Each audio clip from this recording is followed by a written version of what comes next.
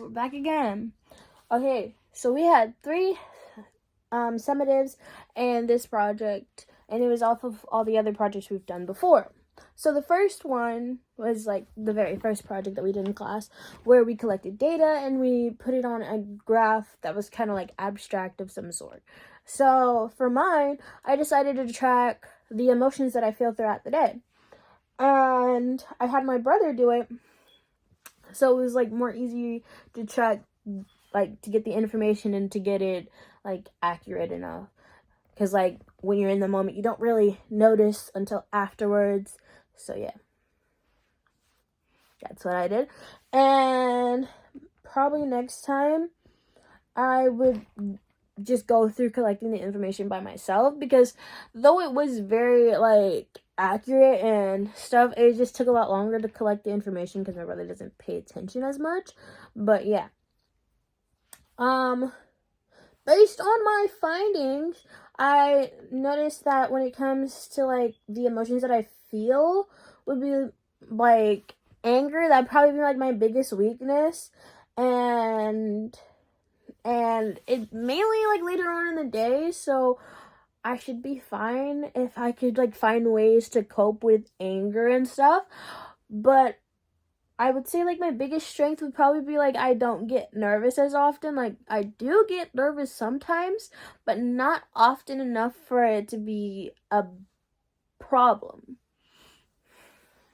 Okay, now on to some of the, and here are my pictures for everything, the data that I collected from summative 1.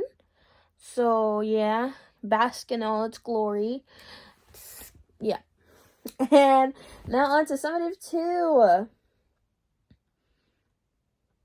So for summative 2, we had a histogram and a dot plot. The histogram was basically, we would find information like we had categories, a bunch of different categories. I chose air quality for Delaware because I plan on living in Delaware. This is the state that I plan on staying in for my career.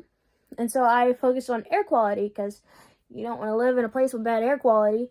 Anyways, so doing so, I found that most of the cities that I thought would have like bad air quality didn't have as bad as I thought, and the ones that I wasn't like Townsend has worse moderate air quality compared to Wilmington, which I thought that was a surprise because Wilmington's pretty close to Philly, and Philly has a lot of like cars going in and out, and air pollution and stuff like that. So I was more so leaning to Wilmington when it came to whether or not who had worse air quality.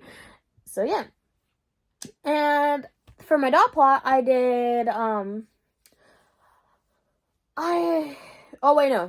So for my dot plot, I did air quality, and for my dot plot, for my histogram, I did kids under the age of 18, and I found out that there is a lot more kids like around their teens than there are kids under the age of 5, and it honestly kind of reshaped my opinion about living here, because it's like now I know like places that would be better suited to live in Delaware because of like the air quality, and I also know like what groups I'm more than likely going to see the most, and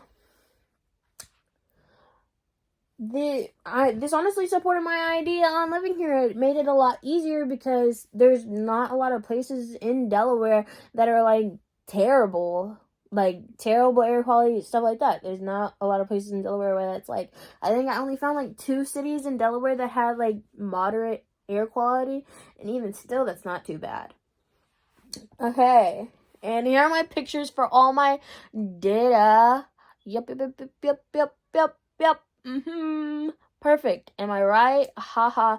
Anyways, so yeah. Now, on to summative 3. Okay, so for summative 3, I had to go around asking 15 students and 15 adults. So in total, for each, I had 2 different categories, and for each, I had to at least get 30 people. One section being 15, and the other section being 15. So 15 adults, 15 students for each section, and I had 2 sections. So for the first one, the first question was, what music genre do you like? And a lot of people a lot of people in the older, like 20 years and older, preferred R&B, and for the younger, so 19 and under, 19 to 14, they preferred country. And that just shows that when it comes to age, the only thing that really differs would probably be like the type of country, because I know there could be like different brands of country, like sad country, happy country, angry country, like you cheated on me with my ex-girl, that type of stuff. Anyways, and then for the next category, I did colors, like what's your favorite color?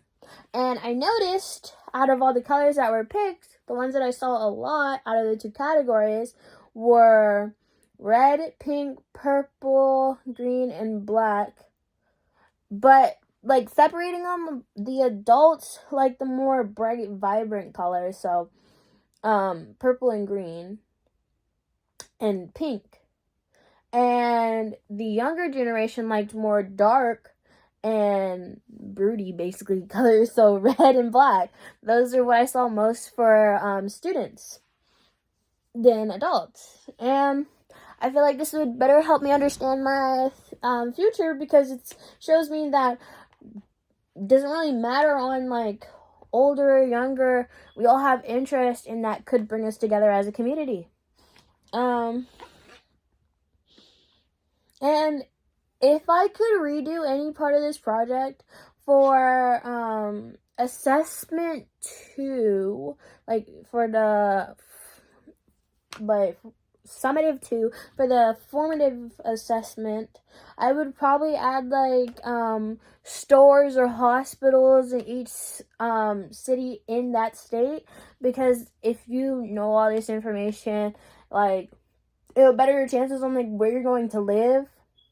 Because it is like, if I live close enough to a hospital, I won't have to worry if there's an emergency, or if I live around enough stores, then I won't have to like waste gas traveling to stores.